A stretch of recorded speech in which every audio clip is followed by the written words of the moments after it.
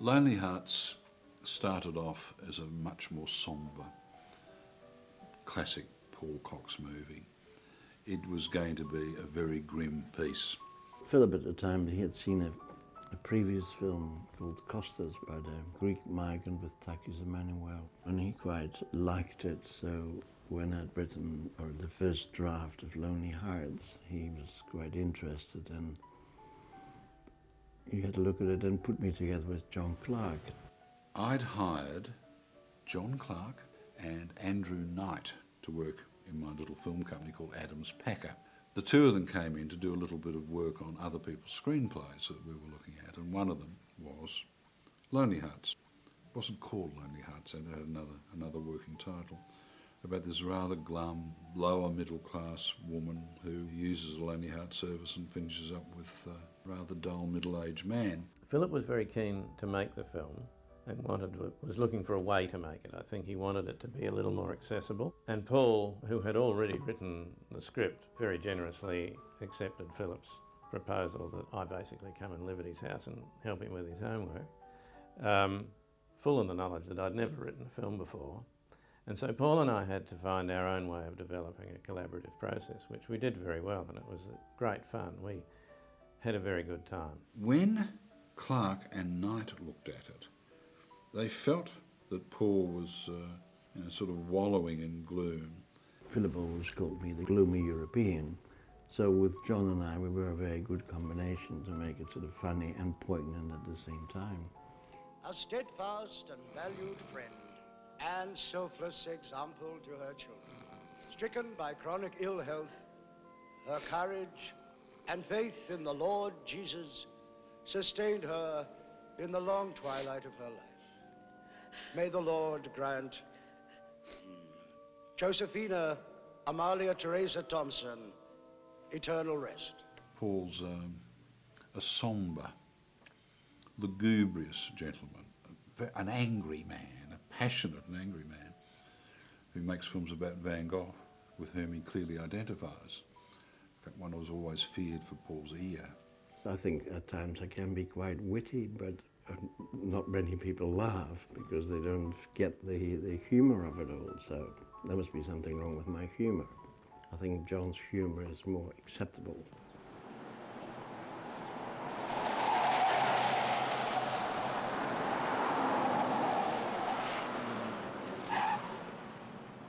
In the event, I think some of the funnier things in the film were written by Paul and some of the more sombre things were written by me. So my sort of short version is that in a proper collaboration you do get courageous enough to become each other. We never clashed, we always said, and John is a very tolerant sort of person, and he's very witty and very smart. He's one of the more intelligent people we have around. I learnt a lot out of that whole experience, and it was mostly done at Paul's house in Murray Street, which was also an interesting affair because you never know what you were going to strike when you turned up. I went there one day, for example, and Werner Herzog was living in the shed with a dingo. And I went there another time and I think Tony Llewellyn-Jones was asleep on the kitchen table. And so you learnt that this was a very collaborative man. We'd sit and have readings where John Clark would be playing all the roles, and suddenly the film was funny. Suddenly the film was extraordinary. Alan, you're part of everyone. Oh, he wants me to hammer quietly. Thank you, Alan. Thank you, George. Thank you, Bruce. Alan, who's responsible for this stupid light here? Which stupid light? This stupid light. I am. Well, turn it off. It is off. Thank you, Alan. Thank you, George. And I begged John, with, I must say, Paul Cox's approval, to take on the central character himself. And but John was at a time when he was running away from fame. He'd been a megastar in New Zealand with a character called Fred Dagg. The last thing he wanted to do was be on the screen in Australia. So we went back to the original casting of Paul Cox, but with a film that had been John Clark and Andrew Knighted. So they let some sun into it. Not a lot, but a bit. So the film then moves from glumness to almost a comedy of manners.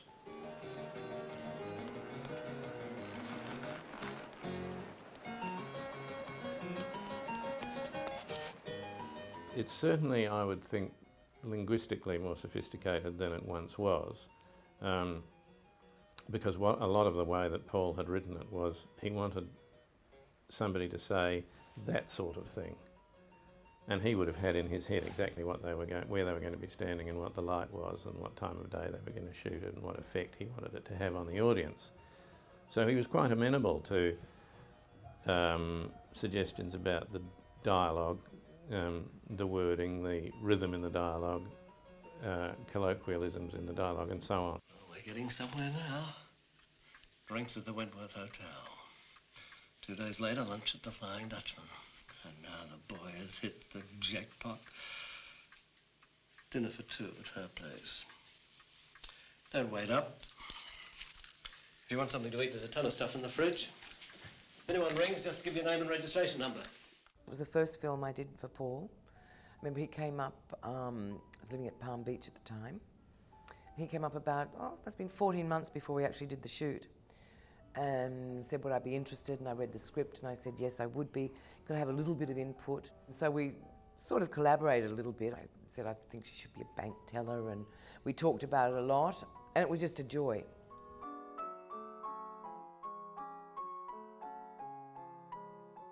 It was a very unusual film at the time, partly because of the subject. Secondly, it didn't have any pretense about making a big film, a splash. It's not Weirder Than Ever Never or any of the other films. They were making a very intimate little film about little people. In the context of Australian film, it was quite unusual at that time to make a film which concentrated on inadequacies and untoughness and not mateship and difficulty and anxiety and fear. Oh dear. That's all right. These are the ones I use for tuning. I forgot to bring my good ones. Can you see all right without them? Pardon where I am. It's a film all in its own style, really. That's what I love about it. And it slowly gets to people. And the fact that it's just these two, I suppose you could say losers in a way, who somehow find each other, these two really lonely, excruciating, manage to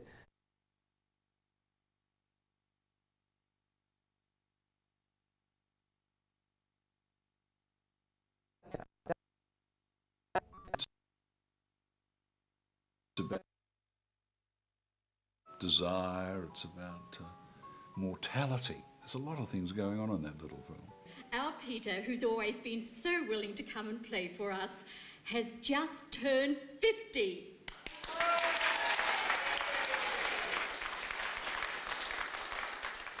Most simple little rites of passage films are also about the implications of time, the implications of years.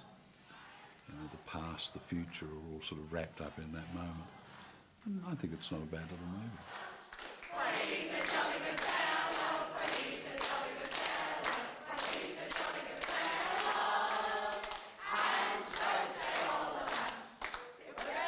Lonely Hearts is not a simple film. It's about very, very complex emotions. Don't forget that we live in a society where you have never been given a language to express what you feel. You've been given a language to express what you think. And thinking is a conditioned process that has been forced upon you. So to actually really express what you feel, that's not a simple matter, that's a very complex matter. Film can help you enormously. It's a great gift to the times we live in. Usually totally misunderstood and totally fucked and misused. But I think the potential of film is spectacular. But when you have a subject like Lonely Hearts and people say that's a simple film, I don't accept that. It is not a simple film. It is a very complicated film. People are very complex, especially the ones that don't speak. Beautiful dinner. Can I give you a ring? Yes, if you want to. Well, I will then, if you want me to. That'd be nice if you want to. Well, I might do that then. Okay. Okay, I will. I think anybody who's had any unease or difficulty or realises that we're all just a whisker away from one another, then they did relate to it. It was also a film that was made for adults. At the time, there were a lot of films being made for teenagers. I think the demographic bump in the international cinema market was 16-year-old boys. The film industry for the last, I don't know, for 30 years at least, has really gone for an ever younger mass market, which has tended to marginalise people of mature years. That's been corrected, in the last 10 years, I think, with a lot of much more interestingly calibrated films about older people. But then, rites of passage films were always about the pubescent. So there's still just one thing that's worrying you. Patricia, there is nothing the matter with sexual inexperience. The falseness is in the ghettoising of those feelings of anxiety about sex and death and other things in sort of teenage films. They aren't the province solely of teenage people. Now, let's be adult about this. I think I'll have another drink. It's another great myth in our society, how people are supposed to change. When you grow older, you're supposed to not, interested in sex, etc.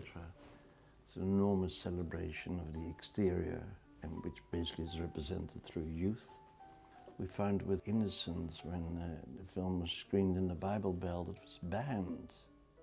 I was called the devil, because this woman at 70 or 75, after 200 years of marriage, finally has enough courage to actually leave him and have a little bit of life just before she dies. It's against God's wishes. You can't beat a good bank. Fucking hell. I think it just makes it all the more worthy to a certain extent, because these people do exist, and frankly too, I'm just sick of seeing all those young teenage angst films. I'm over them. And I was over them even then, I think. So yeah, I think it was really brave of PBL and Philip Adams to sort of want to go with it when the culture even then was so youth-oriented. It's always the same thing when you go to a distributor or an exhibitor with an idea like that. I want to make a film about two clumsy middle-aged people that have, just met one another and want to live a life, but they are not equipped for it. Like most people are not really equipped for it, but they pretend very well. Every person with some sort of knowledge of the industry, which means greed, will say, oh no, we can't give you the money for this sort of thing because it will never sell. Not a lot of films done about the plain, ordinary, suburban person, I guess. And that's what I love too about the amateur theatre group, the Strindberg, with John Finlayson playing the director, and it's all bigger than Ben-Hur to them and all means so much, and it's just so, in a way, suburban, which is what I think makes it really poignant, the fact that it is about ordinary, normal, low-key people trying to make sense of things. Peter has more personality than you, darling. You played the doctor, Ron. I'm glad Betty's pissed off. This Patricia's a gerbil. George. There's so many people that spend their lifetime being exactly like that and not saying anything because society doesn't really need them. They're not really great consumers. They don't appear at the forefront of all our hideous endeavors. And why shouldn't one make films about it? It's in its smallness that its bigness lies, really. It's supposed to be a little slice of life about people that live on the fringe, like myself. Oh my God, the garlic bread. I forgot all about it. Oh, it's burnt. It's good a bit, Chris. It isn't crisp, it's burnt. It's also about the side of yourself, however competent and confident you are, which can fall apart quite easily or fail quite easily. Do you mind if I say something? Go ahead. I don't think I can do the play. Why not? Not very good. And anybody with any brains has got a part of themselves that can identify with that. Not very good in a play or not good at persuading Pam to let you do it? Both, really. It's the most difficult part in the whole filmmaking process, to capture a bit of reality. The past will be brilliant, Bruce. I reckon you'll get an Oscar for it. The other thing about it, of course, is that a lot of it's kind of relatively dark in the interior, and where it was made is a very bright place. You can't go outside here without squinting. It looked different. It's a softer looking film. It doesn't look like any other film did at the time. The way that it's shot is the interior that we're dealing with in the people. I want you to go home. Don't you? And I don't know whether that was all completely conscious on Paul's part or it was just his instinct.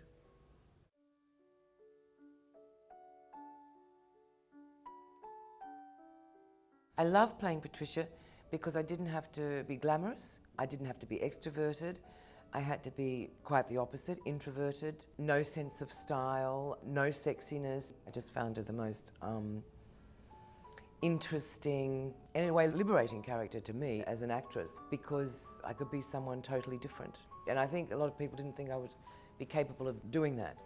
Wendy's principal difficulty was that she needed to look plain and relatively unattractive, and that's a fairly tall order if you look at the known facts. There was hesitation in casting me for the role. I think people like the producers and Philip Adams and all that went, well, Wendy can't do that. She's too glamorous, she's too beautiful, she's too sexy.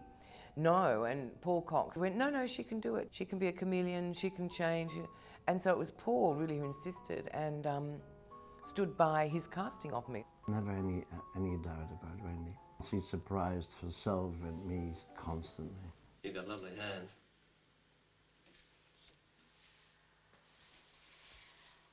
Yeah, well, I suppose I'd better be going.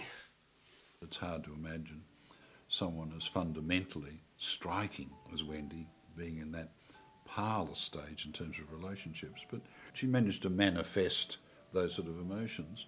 I suppose I became sort of dead from the waist down, the way I walked, and I didn't do anything to the hair, just let it sort of hang, put a bit of a clip in it, no makeup whatsoever, and just became physically embarrassed, I suppose, to a certain extent. Didn't look in the mirror much. I bought the most comfortable and sensible shoes I've ever worn, and I started knitting a scarf that I wear in it, but then I got bored with that, so I only knitted half of it. I think I got my mum to knit me a hat. And that was liberating, just not having to worry about what I looked like and how fat my ass was. It sort of just didn't matter. I think Wendy thought a lot about how to do the part in terms of uneasiness and so on, because she's actually not like that. Once I realised she was just sexually non-existent, and once I got the walk, the hesitancy in speech just followed, and somehow I just knew how Patricia would react and act. And I think I'd known girls like this at school, so you could sort of call on that as well. I always knew what response for any scene. I kind of knew how I should play it because, yeah, it was so well developed. I do recall, however, a transformational moment when we saw rushes, when we saw some dailies, and they were to do with her apartment, her flat. On the screen, we saw Paul's vision of where she would live and how she would live, and it was dull, it was drab, it was oppressive. It was full of the sort of tat that you might retrieve from an op shop. And we looked at it and we knew that this was wrong, that a girl like that, you know, making a reasonable quid, having a reasonably good job, would read nice homemaker magazines. And so we, to Paul's fury, we said, you've got to scrap the scene and the set and rebuild it so it's got a bit of vivacity in it. And that then flowed back into her character. And I think she did a terrific job. Patricia, only child, cosseted, brought up in middle-class suburbia in Melbourne, go to a nice little all-girls Catholic school. A mother who really sort of downtrodden by the father ruled the roost. Loved, but overprotected. Now, perhaps you'll tell me what's going on. Nothing's going on. Something must be going on, you're never home. Never encouraged to express herself. What are you doing to the flat? Oh, nothing much. I just went out for the evening. Does what's expected. She goes to secretarial school. She becomes a teller at a bank. But in the back of her mind, at 30, she is thinking maybe she's missing out on something. Got a present for him. Yeah. And therefore, when an opportunity like the amateur drama group comes up, part of it goes, yes, I've been alone too long, or I'm too lonely, I'm going to make an effort. Perhaps I'm disturbing you. Beautiful. Not at all. Of course, that's when she has the trouble with the father and mother not wanting her to actually step out on her own. But you're not interested in the theatre. You never have been. Yes, I have, Daddy. I've always been interested in the theatre. You don't know the first thing about it. I do know the first thing about it. Well, as a matter of fact, the director, he thinks I'm very good. Well, it's simply somebody who's very suppressed and has always been trying to please her parents, trying to do the right thing. You must be very close. Yes, we are. Well, they've been very good to me. I was always terribly spoiled. Yes, I owe them a lot, really, I suppose.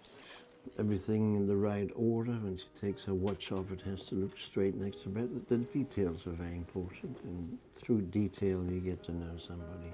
This is the person you have to very carefully observe, because they don't make the noise, they don't attract your attention. And I like these sort of characters. I think it's very important for any filmmaker to sit on street corners and watch people and watch children play and simple things. She's just shifted out, she's had the nerve to do that, she's just decided to learn a language. Patricia? Oh, buonasera, Papa. Practicing your accent, I see. Yes, I'm studying. She does realise that finally she's bright enough to know that if she doesn't do something soon, she is just going to be some old maid sitting in a corner looking after her, gaga parents. So I think finally she develops a bit of a spine, a bit of a backbone. E de fish, le e de fish. Grande. È piccolo. Piccolo. È suo. Hello. Patricia, it's Peter here. Oh, hello, Peter. I don't think she's ever been given a proper chance. Would you like to go out somewhere? Well, where to? I'm pretty busy this evening. She's a very good person. These people usually, goodness or tenderness or sweetness doesn't really count in the society we live in. This is, if you're greedy and have a big mouth and know how to bully your way into a situation, you're respected. If you, because of all that, make a lot of money, even more respected. Look at all the people that actually drive this world, that run this world, that make the money. Most of them are assholes. Very few, but tender, sweet people, they would never, ever be even acknowledged. Wouldn't it be nice to say that person is really very gentle? They are so awkward, and I suppose you draw on, I did to a certain extent, my first date when I was like 13 or something, which was just so horrendous, and didn't know what to say, and then you'd hold hands and be so sweaty and you didn't know when you could let go. Yeah, a couple of blocks. Is it a big yellow building? No, I think it's brown. Although it could be yellow. And I suppose that was the cleverness of the film to a certain extent. You did feel like you were a fly on the wall or something. I think that had something to do with the way it was shot as well. Yeah, what bank is it? Oh, it's the Commonwealth. Oh, the Commonwealth, is it? Yeah, I knew a bloke who worked for them. It's good that it makes an audience feel embarrassed or make them remember what that first experience is like. Because I think for Patricia, it's probably definitely the first date. The walk the two of them do when they go along the lake, and when they are walking there, and they say it's a bit cold, and a little sailing ship goes past in the distance, and there's an extraordinary warmth and humanity, and there's something happening between the two. You can feel it until they get ready for the clumsiest kiss ever on the silver screen. Walt?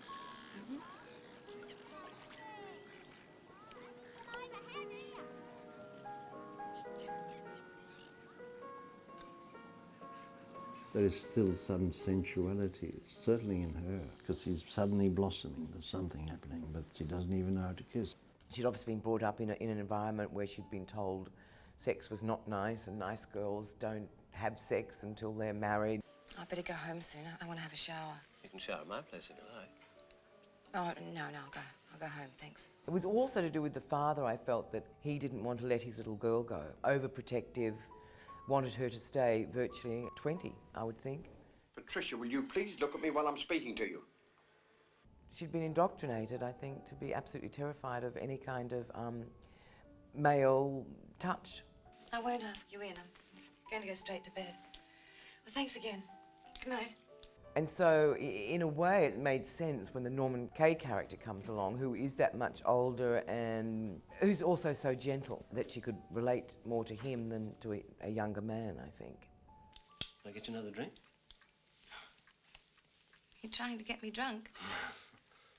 You don't want another one? She definitely starts opening up, I suppose, to Peter. I think we should go to bed together. But not, you know, not do anything.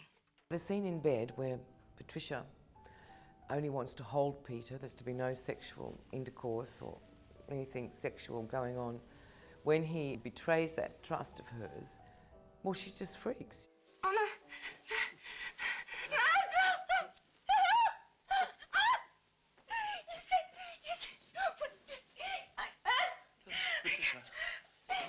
Well, that's when it all changes, when, you know, the reality of it all hits her right in the face, and she's not ready to cope with that. No, Patricia, don't go. She finds a breach of trust. And I think it's because she's so terrified of losing her virginity. I mean, I think it's a pretty scary big thing. I can understand how you feel about it. But is it reasonable to say you don't trust him? It might look as if he was ready to cope with it, but he wouldn't have been either. Also, partly it's comedy with the dog there, and then Norman's little bum showing in the moonlight. Come here, little bugger. It's all a little bit too much for her to take. These are sort of the awkward moments in relationships, and they're both not ready. Anyway, thank goodness for the theatre director who comes and gives the parents a serve on Patricia's behalf. No. Just a minute, dear. This is between us. No, it isn't, Daddy. Come on, George. When will you be back? I don't know. And the last scene, when Patricia goes round to, I suppose, make up with Peter, when she sees him without the wig on for the first time, it's quite a beautifully shot scene. I think it was all done in one shot, too.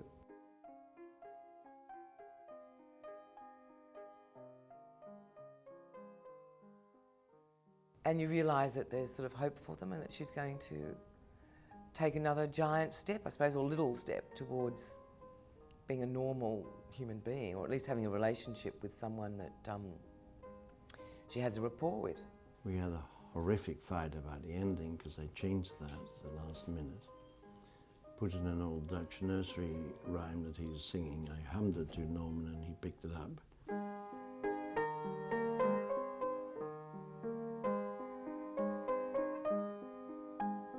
It wasn't really appreciated at the time, but I think it was the right ending. There are other ways it could have ended, but what you need at the end of a film like that really is just a moment that seems to be satisfactory. There's no one answer to that, and I'm sure that Paul probably tried 100. They're not going to end up losers their entire life. Well, they might be seen as losers from someone else's point of view, but they'll see themselves as someone who's progressed. And I think it's done quite subtly. The way they develop more confidence in themselves, in the world, in their ability to be normal, to love and all of that. I think Peter more so than Patricia, but I think that's why she realises she needs him, because he will help her become braver. Norman seemed to me born old. He went on for decades making films in which he played old men, but even for Lonely Hearts, when he was comparatively youthful, he seemed incredibly old. Norman had beautiful manners and so on, but underneath that, he was essentially a very shy person, I felt. I don't know much about his previous career, but I know that he absolutely fascinated Paul. Paul Cox saw in Norman a sort of everyman that he could use again and again in different contexts. He could re-emerge as a man of flowers, for the next movie. But he's, once again, he was so drawn to Cox's world that he never really escaped it. You know, he became an extension of Cox. rather than having an autonomous and independent career. I loved Norman very much. He was one of my very best friends. And also when I wrote Man of Flowers, it could only be played by him. It was only because of him that it all happened. But so we made many, many films through there, and I think Norman and I had a very special rapport. I think he was always better in all of my films than when he did something else, because originally he was very Hamish. He was slightly, village theatre was his great thing. He did it as a hobby. But he slowly came into his own thing, and I think he's a great actor and a wonderful human being. We were very close for many years. Peter, the character, Norman's character, I figure has been similarly stifled by his mother and sister, played by the wonderful Julia Blake. Well, I looked after Mum too, you know that, Peter, and you mustn't think that Bruce and I would, well, you know, that we would evade our responsibilities. The death of his mother is like this cloud just sort of disappearing, or this shadow from his shoulder disappearing. So sorry to hear about your mother, Peter. Thanks, Mrs. Morgan. Poor old thing. You never know when it's coming, do you? All you can do is just look after yourself. Yes. Yes, you can't do much more than that, can you? Oh, goodbye. Bye. Nice fellow. He was very close. Watch it. You miss her a lot. That was the first step to actually make him move. He's a bit more adventurous because he can express himself through playing the piano and playing the organ. I mean, I think he's a bit more worldly, but there's a similar hang-up there somewhere. If you're not careful, it'll be too late. You've got to start living your own life. And then he just, when he meets Patricia, sort of starts feeling alive and feeling a sense of adventure, and has the courage to tell the sister to rack off, and yeah, it's just they're both late bloomers. That's what's lovely about the film. It's based upon a person I knew who was very keen on the theatre. The housekeeping money, I suppose? Yes. They couldn't act, it was not the point, they were very clumsy. Leave the bills there, and I'll go through them. Oh, you want bills now? They were all a little bit on the edge, but they had the ingenuity to actually do something like that, and it's a little bit based that character on this person who did this, because he's keen, he tried to be flippant at times, but never made it. His jokes always misfired, and he thought he was popular, but he wasn't really, and he thought he was very good, but he wasn't, etc. And deep down he knew this. He was a sad character. It's a little dark in here. I'll switch the light on. No, it's all right, Mrs. Eddy. Where's the piano? Over here.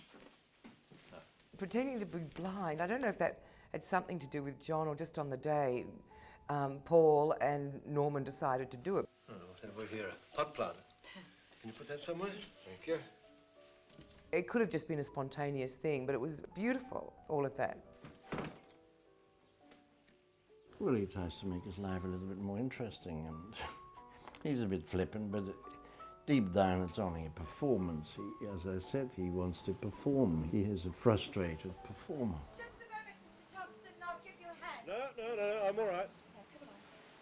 That's quite a normal sort of slightly eccentric little streak he has. But deep down he's the same pathetic being in terms of our world as the Wendy character,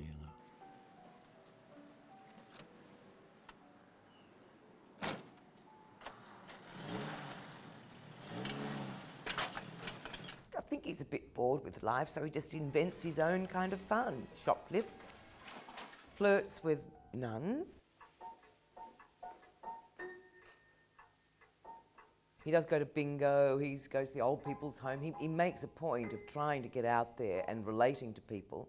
What do you want? Come on, you can... There's something bright like Knees Up, Mother Brown. Please up, Mother Brown. I'll see what I can do. Nevertheless, at the core, there's one part of him that's totally empty, which he wants to fill up. I feel very confident about your chances. Well, I've got nothing to lose. You have everything to gain, Mr. Thompson. And therefore he can recognise himself, I think, in Patricia. Look at Patricia. Never been on a stage in her life. That's true. She's good, isn't she? You've done pretty well for yourself there. Oh, I think he's brilliant in that role. And he just had so much fun with it. He just relished it. Well, we both did. We just both had so much fun. We laughed a lot during the whole thing, laughing at the characters so much, but also, not at them, laughing with them. It was just a beautiful shoot. This is a sad story. Yes, brother. It's the worst 24 hours I've ever experienced. Bruce isn't exactly breathing life into this, is he? How did it all begin? I've heard so many versions. If you pay attention... Everyone became just so involved with the characters and decided they just loved them because they're just so naive. And that's definitely all in the writing and of course the playing, that you became so fond of them.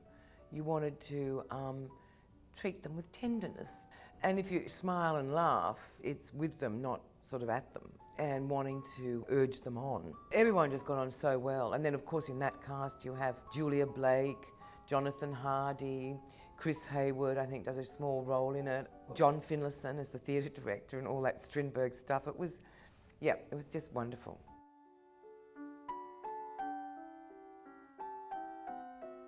John Finlayson was a one-man show. If you ever was at a party, and I used to actually go to parties then, I haven't been to one for 30 years, but I used to go to them then, Jonathan would do his Noel Coward impersonations, and it was stunning. He was better at Noel Coward than Noel was. He could do all the songs, he could do all the repartee, the long cigarette holder, the sort of the faded campery of it. And John took that with him wherever he went, and so it was almost as though we'd cast Noel Coward. Peter, tell Patricia about George. Tell Patricia how long George has been a director. Tell her how many successes he's had, and tell her how he's always been this fantastic judge of women, and how he'll just kill himself if she doesn't do the part. He's a dedicated madman, and he loves what he does, and he loves a little bit of power. He throws it around. Oh, no, now, darling, I can't be farting around with posters now. Lots of colour, and Strindberg's name's slightly smaller than mine. We've talked about it a million times. It'll be lovely, darling. He's more the extroverted version of Norman in a way, you know. I thought he was just so camp, so over the top, and everything was just so important. Oh, I just loved doing those scenes. And Patricia's just so hopeless, can't act to save herself. Absolutely brilliant, Patricia, darling. Betty couldn't have done it in a million years. But they just stick her out there. It's just, it was so funny. I don't think the camp element is at odds, and even if it is, I don't care. I just find it so funny. I just like, why not? I've spoken to Patricia, and everything's fine. Please bring me immediately, you silly boy. Bye. I just think it's perfect because this guy just thinks he's directing the biggest thing yet, and everything's so important to him. And this is ridiculous. I mean, where the hell are they? Peter isn't home, and Patricia doesn't want to be in it anymore. Well, did you speak to her? Slammed the phone down. Oh, what's her fucking number? The bitch. I knew it. What the hell is Peter doing? I love the fact that it's over the top. Of course he didn't fit. You know, characters like that never fit anywhere. They don't fit in their own lives, let alone in films. But nonetheless, they're useful ingredients. Good for a party, good for a part. They were just so fabulous to shoot too. It was hard to keep a straight face. And John Clark in the background as the set constructor, who was just hopeless and noisy. Alan, there are 5 characters in this scene, not 6. Thank you, Alan. Thank you, George. I think he stole a lot of those scenes.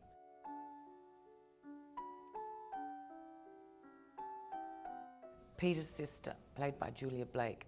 Oh, she's a beautiful actress, but she's so sort of strident. She thinks she's doing all the right things for her brother, but in actual fact, just trying to take over his life. Happy birthday, Peter. We're coming over for a celebration. We'll bring Joyce. She's a widowed lady from number 28 I was telling you about. She's dying to meet you. See you around 8. And I think because she's always been used to ruling his life or having power over him, the more she loses it, the more she starts freaking out, the same as Patricia's father. Don't want this, do you? No. All this thing? You don't want that, do No, you? go ahead, take what you want. We should share these things. Part of that is also self-serving. She wants all the best china and the best silver, and again, wants him at her beck and call. She's a decent, selfish, self-centred creature that basically has no real compassion for anyone or anything. I don't want to take anything you're desperately attached to. I'm really only taking all this stuff just to get out of your way. That's not like Julia. She's a great woman, but The character is very much like that, and there's a lot of people like it. I only had really the one scene with Julia and Jonathan Hardy, and that was just a hoot to shoot. What is black and white and red all over? Oh, Bruce, you got gravy on your tie. Oh, shit. No, don't rub it in. Be sensible, use some water. It was fabulous. I think we shot it really quickly, and of course in between takes just laughing our heads off. How can you stand the smell of that dog? Smells like an old man. Something wrong with his diet, I think. I'd cut out the beans if I were you.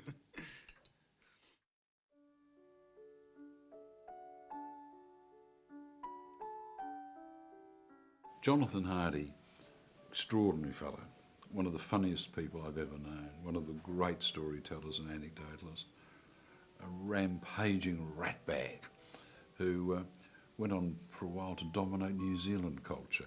But Jonathan is essentially irrepressible and just bubbles over in any part you give him. Good part, Bruce. What is it, Pete? Swedish pasta. I'm warning you, Bruce. As he did in Barry Mackenzie, Excuse me. My name's Groove Courtney. as he did in Lonely Hearts. He's a gentle soul, and I like that character very much. He's very funny too, especially when he tries to give form and shape to what really goes on inside his heart. So he joins, when he's talking to the theatre company and he's hopelessly inadequate.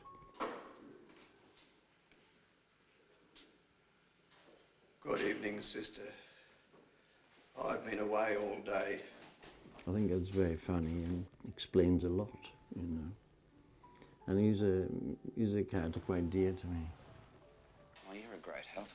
What's here supposed to mean? It's here. Who should talk to?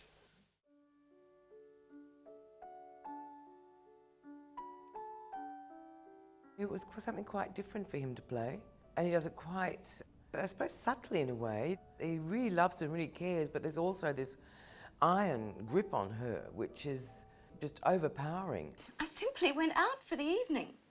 Of course, that's your business. We don't want to pry. Never have. Where'd you go? Acting like paternity is ownership, and she owes him everything. It's quite insidiously creepy. When you love anybody as much as we love you, well, it's very worrying not to know where you are, that's all. Not much to ask, is it? No. Good. They think they're doing the right thing, but often it's just horrendous because it's overprotective and they're only seeing the world through their eyes. Would you please let me live my own life? The mother is totally overpowered by the father as well, so you sense he just has this power trip over women. I'll tell you what I'd like. I'd like Patricia to be left alone to run her life. Well, feel free to leave her alone, then. I'm not asking for your opinion, I'm telling you.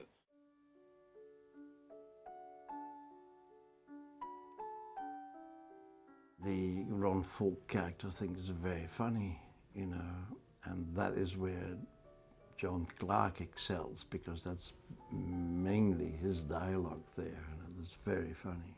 It's exquisite, isn't it? How much is it? Oh, let me tell you something. Now, I really shouldn't be telling you this because it's trade talk. But this one is particularly popular with the ladies. Yes, the ladies love this one, just preying on these, you know, poor single men going bald. But he's fabulous. I love that little scene. Beautiful craftsmanship in this. We have them in from Hong Kong, these ones. Very camp, but I think fine. I love it.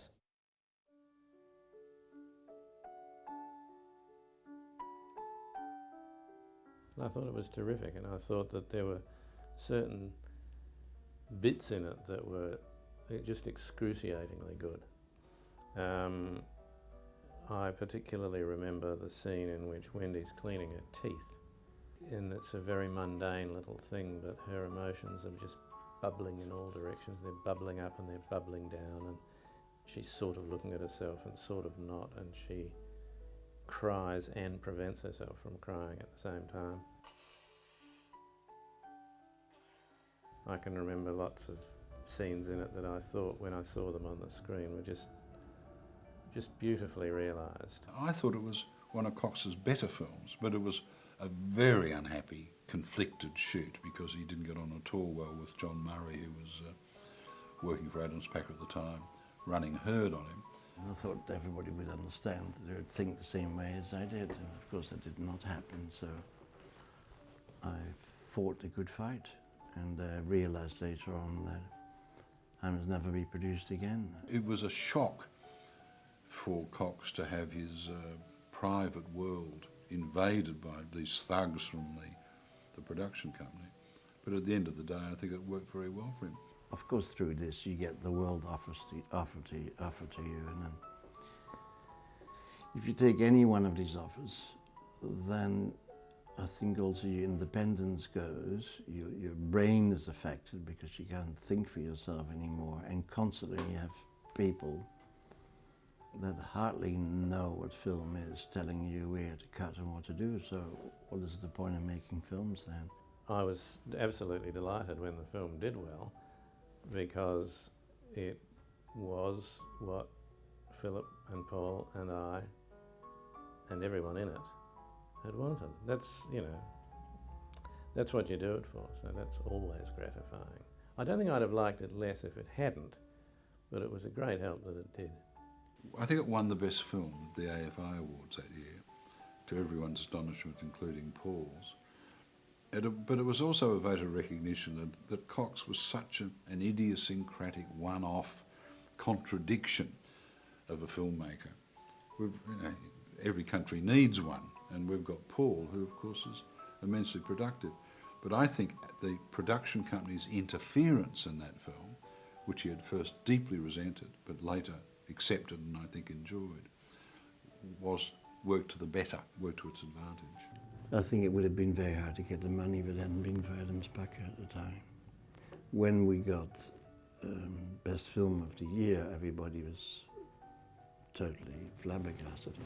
Couldn't believe that a little film like this could actually be the best film that Australia had produced that year. I don't think my name was mentioned in the process, but still, it was a nice feeling. And after that, it got distribution and all sorts of good things happened to the film and to a lot of the people involved. It made Paul's life a lot easier, I'm sure, and it was a bit of a breakthrough, and the film did very well, and the film's been in international distribution ever since.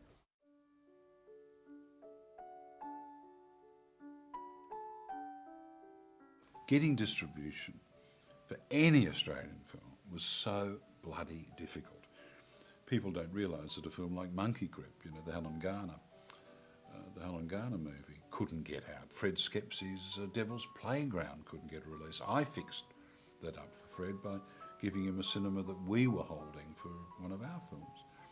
The distributors didn't want to know about Australian films. They were only embarrassed or threatened into taking them. They didn't want to complicate their schedules with this crap. They had 1 million American films to show. They had all the, you know, they were booked in months ahead for the major cinemas. So, as I used to write again and again, the Australian film was a stranger in its own land, and it was an absolute shit fight from day one. It was one of the reasons when I was running the film board of the Australia Council that without asking Goff's permission, I started buying cinemas to set up a distribution system to show Australian films because those buggers wouldn't show them. Just as the ABC wouldn't buy Australian short films. The hostility to the local product was entrenched, and it was echoed by the indifference of the audience to actually get Australian films noticed, let alone looked at, was a titanic struggle, and I suspect nothing much has changed.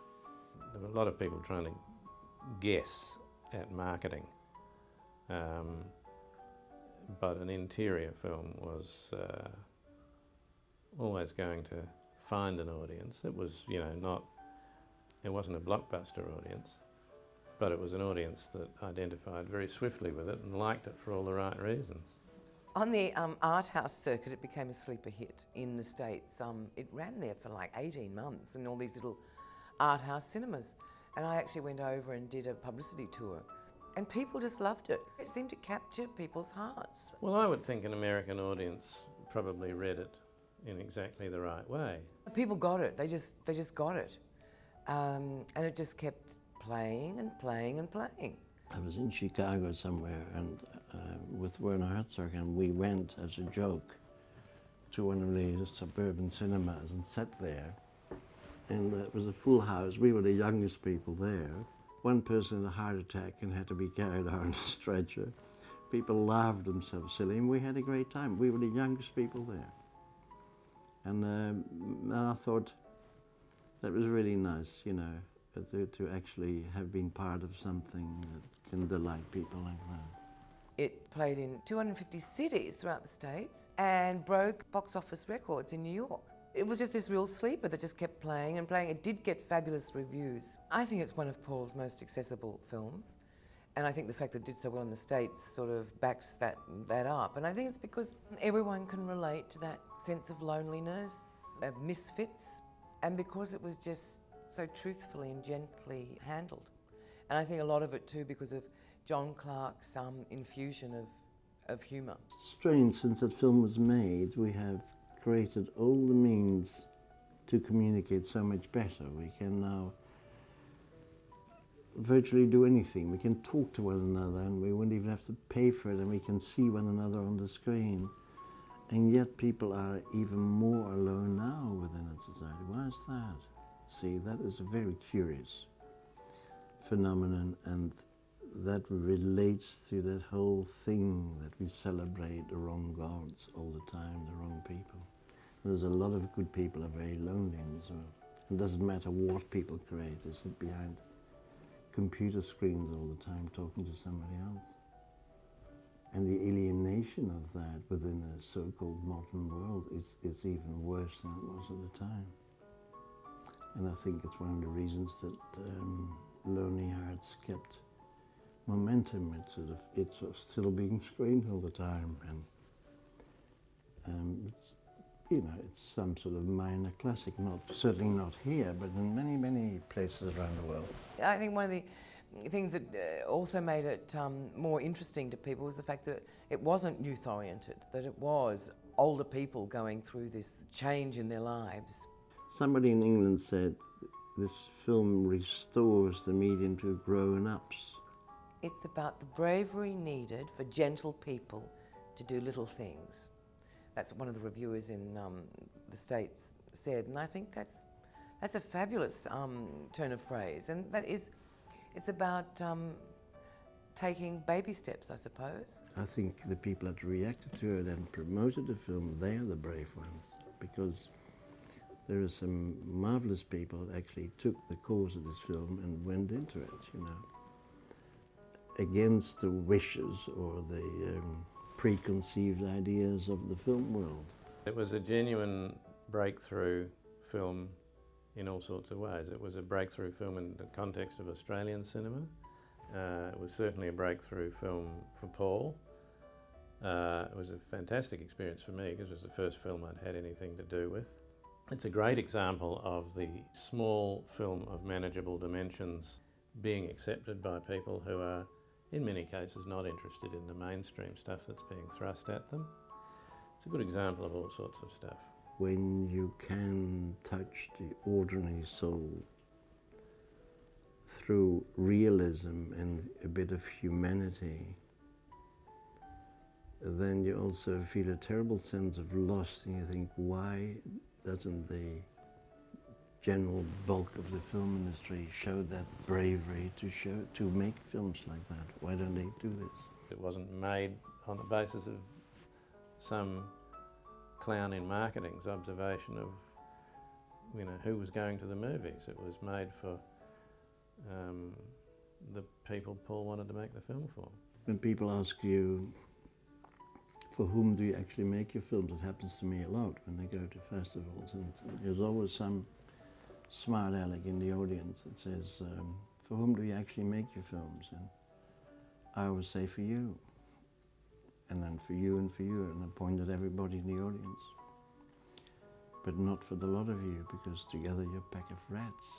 I'm part of that rat pack, but for individuals that can think and feel and struggle and be human for a change, But together we're a very bad species, but individually we're very beautiful. And we have all the capacities in the world. And that, when that blossoms a little through a film like that, that pleases me.